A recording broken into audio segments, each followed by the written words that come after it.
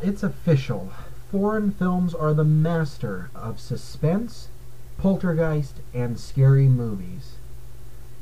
I swear, this is one of the scariest films I have seen in a long time.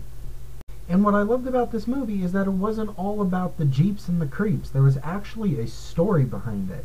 A really good story. At the end, there was a curveball that me and my friends were watching this, none of us saw it coming. It was amazing. And none of them spoke English throughout the entire film. There are a couple of things you need to know before entering this film. Number one, this is a foreign film. Number two, this is a scary film. So unless you're not a fan of horror and foreign, then this film isn't for you. For me, it was amazing. Because I'm both. I'm recently discovering that in the foreign film category on my Netflix account holds some of the scariest stuff I've ever seen. The American horror that we release yearly, it's nothing. It's dry frights. I mean, and it doesn't even scare you. But I'm starting to watch all this Japanese, Korean, Thai films like this one, and I gotta tell you, they are just the pros at this stuff.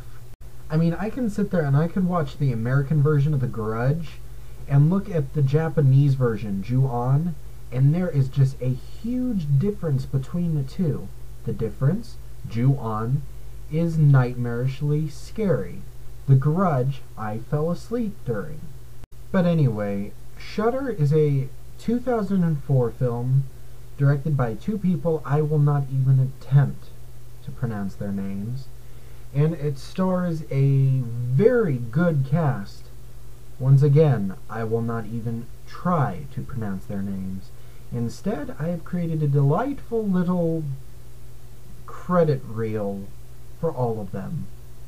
In fact, one of my friends tried pronouncing one of the names of these actors, and he died choking on the name.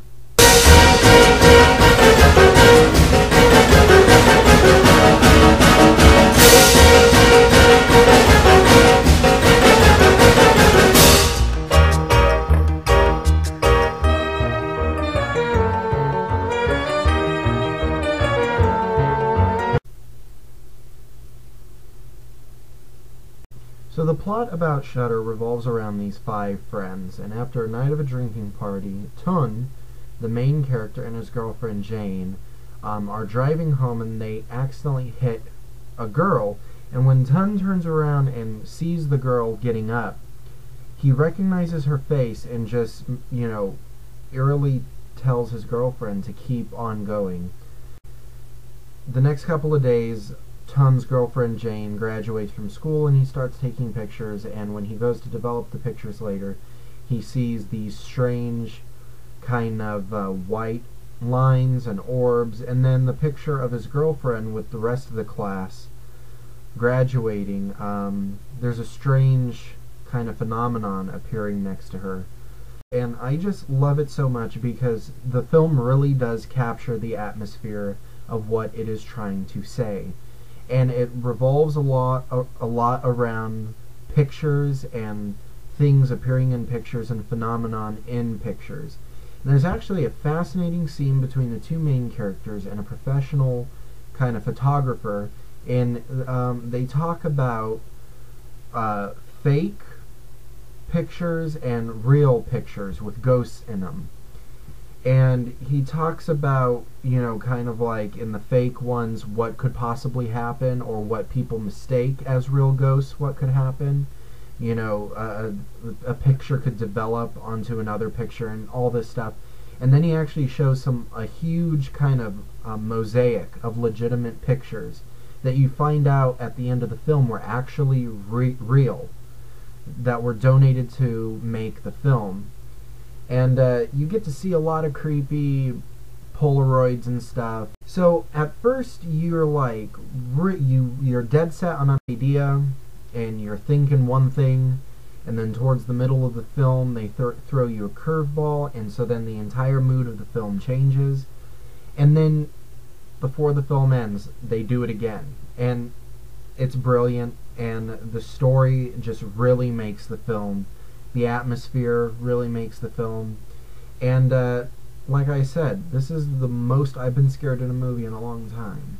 What I see in the movie None of it is CGI. It's just very good makeup and makeup effects and very good acting. And that's what it heavily relies on. I mean, most of the scares is very subtle, slow, tension building. And I gotta tell you something, I mean, there was a part in this film towards the end, it was the most psychedelic stuff I've ever seen. Probably one of the greatest ghost haunting chase scenes ever. And yet it doesn't exploit that. It actually has a brain and it has dialogue. And there's a lot of smart conversations that take place, a lot of creepy behavior. The way it ends kind of just throws you a curveball, and you don't see it coming, and even though it feels kind of avant-garde at first, you realize to yourself that's how the movie should have ended, and you're happy it ended that way. And overall, this is a great film. If you're into horror, and if you're into, like, you know, foreign films, you will love this. And that's it. I give Shudder a 5 out of 5. It's, I don't know, there's no rating system I could find, but all I can say is that there are definitely disturbing images and very questionable, you know, plot throughout the film. So, if you have Netflix, Netflix this. If you can find it at a video store, rent it, enjoy it, watch it in the dark, and watch it with somebody else, because you'll get the pants scared off you.